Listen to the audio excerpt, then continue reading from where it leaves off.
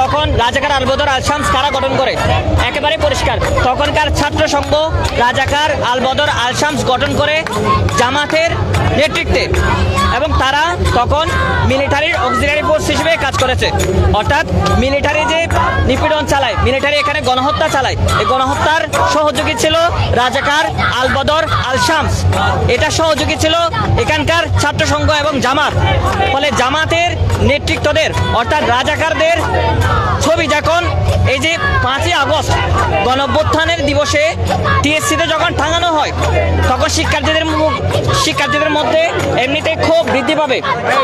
শিক্ষার্থীরা খুবই ফেটে পড়ছে, কারণ ঢাকা বিশ্ববিদ্যালয় যে ঢাকা বিশ্ববিদ্যালয় একটা রাষ্ট্রের জন্ম দিয়েছে, ভাষার জন্ম দিয়েছে, সেই জায়গা থেকে এখান থেকে প্রতিরোধ গড়ে উঠতেছে মুক্তিযুদ্ধের পক্ষে।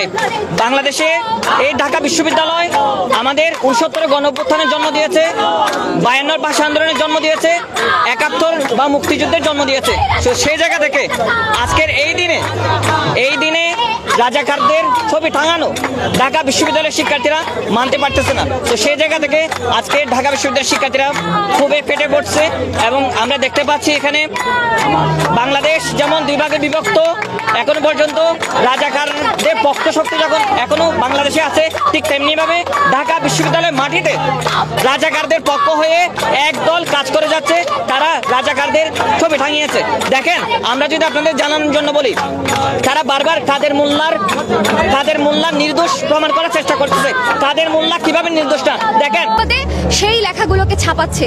আপনারা জানেন আহমেদ আফগানের একটি লেখা তাদের যে মুখ্য পত্রিকা সেটা ছাপিয়ে লিখেছে যে বাংলাদেশের যে মুক্তিযুদ্ধ সেগুলোতে অংশগ্রহণ করা মুসলমানদের একটা ভুল ছিল। এই ধরনের কথা যখন তারা প্রকাশ করে, সেই সংগঠনকে এই ক্যাম্পাসে কিভাবে করে তারা প্রোগ্রাম করতে দেয়? ফলে তারা তো গণহত্যাকারী সমর্থনকারী, তারা 71-এর গণহত্যাকারী সমর্থনকারী। ফলে আমরা কোনো গণহত্যাকারীকেই বিশ্ববিদ্যালয়ের মতো একটা গণতান্ত্রিক স্পেসে তাদের কার্যকলাপ করতে দিতে পারি না। সেখান থেকে আমাদের স্পষ্ট দাবি, তাদেরকে অবিলম্বে তাদের যে অপরাধ, তাদেরকে সেই ন্যায্য বিচারের আওতায় আনা হোক, বিচার কার্যের মধ্যে নিয়ে আসা হোক।